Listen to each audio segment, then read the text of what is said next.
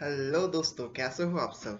उम्मीद करता हूँ अच्छे होंगे। आज के वीडियो में हम लोग बात करेंगे क्वालिटेटिव एस्पेक्ट ऑफ अकाउंटिंग। मतलब अकाउंटिंग करते हैं उसकी क्या क्वालिटी होनी चाहिए। अकाउंटिंग करने टाइम जो हम लोग फाइनेंशियल स्टेटमेंट बनाते हैं उसमें क्या क्या क्वालिटेटिव एस्पेक्ट होना चाहिए जिसको ध्यान रखना चाहिए अकाउंटिंग करने के टाइम। तो बिना समय गवाए वीडियो में आगे बढ़ते हैं और जानते हैं कि अकाउंटिंग के क्या क्वालिटेटिव एस्पेक्ट्स हैं। तो चलो वीडियो को स्टार्ट करते हैं। तो सबसे पहला जो है दोस्तों, रेलिवेंस। यानी हमारा जो अकाउंटिंग जब हम करते हैं तो हमारा अकाउंटिंग ऐसा होना चाहिए जो रेलिवेंस हो। रेलिवेंस मतलब कि वैसा इंफॉर्मेशन को अकाउंटिंग में लेना जो जिसका जरूरत हो। मतलब फालतू का जो इंफॉर्मेशन उसको नहीं लेना। मतलब अगर बिजनेस में कोई ऐसा ट्रांजेक्शन हो रहा है जिसका मॉनेटरी में मेजर नहीं कर सकते तो वैसे ट्रांजेक्शन को हम लोग अकाउंटिंग का पार्ट नहीं बनाते हैं। अकाउंटिंग का पार्ट नहीं बनाते हैं क्योंकि जो डिसीजन से रिलेटेड है, जो डिसीजन लेने में सहायता करता है, वैसे ट्रांजेक्शन को हम लोग अकाउंटिंग का पार्ट्स बनाते हैं। तो अननेसेसरी ट्रांजेक्शन को हम लोग अकाउंटिंग में फाइनेंशियल स्टेटमेंट में इंक्लूड नहीं करते हैं जिसका कोई इम्पैक्ट ही नहीं पड़ता है। तो उसको क्यों इंक्लूड करना। तो सबसे पहला जो हम लोग देखते हैं एस्पेक्ट, रेलिवेंस की।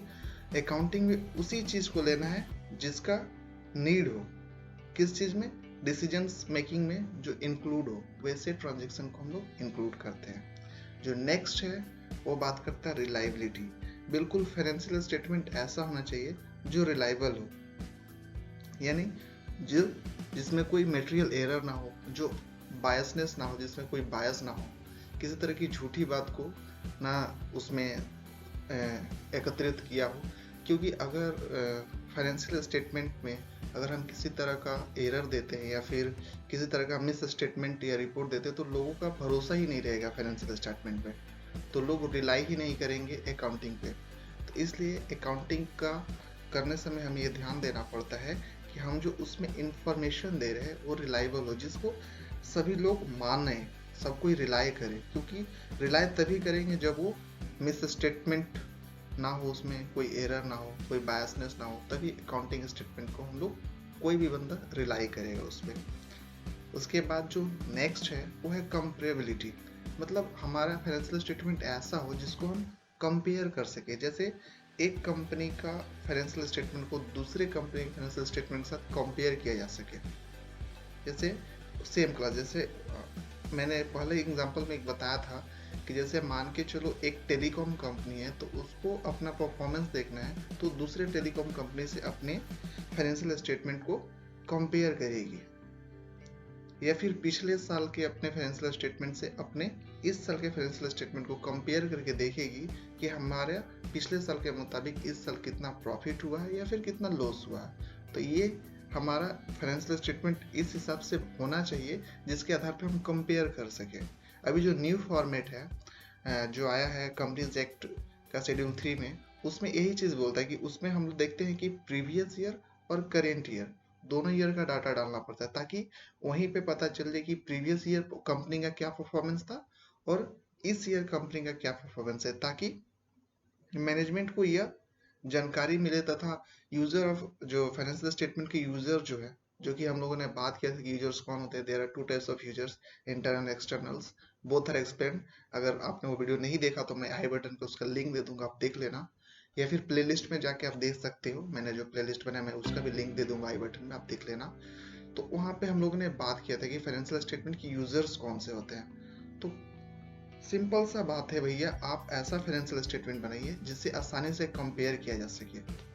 ठीक है, तो यहाँ तक हमने 3 पॉइंट को कवर किया। अब लास्ट पॉइंट है जो इम्पोर्टेंट है, अंडरस्टैंडेबिलिटी।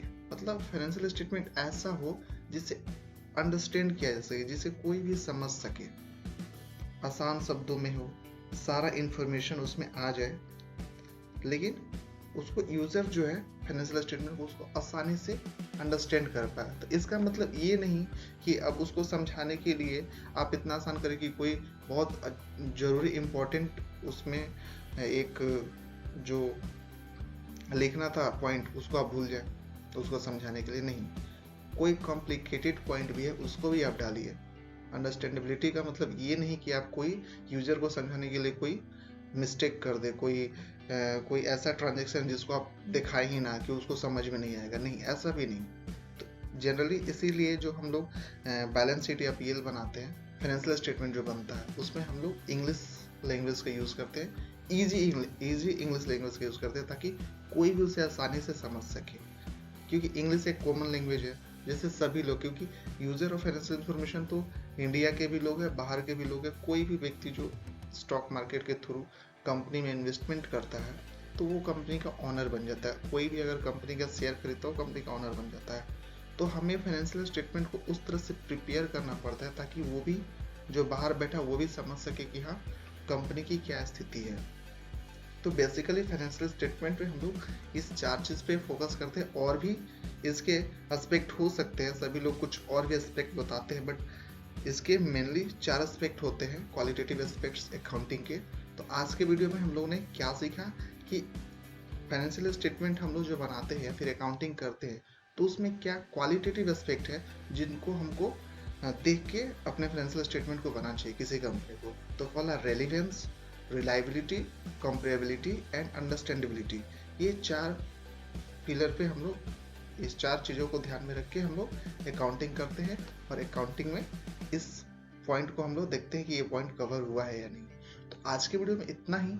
अगर वीडियो अच्छा लगा हो तो वीडियो को लाइक कर देना, चैनल को सब्सक्राइब कर देना और बेल आइकन को हिट कर देना ताकि मैं जो भी वीडियो लाऊं उसका रेगुलर अपडेट तुमको मिलता रहे। वीडियो पूरा देखने के लिए दिल से आप सभी को धन्यवाद दोस्तों।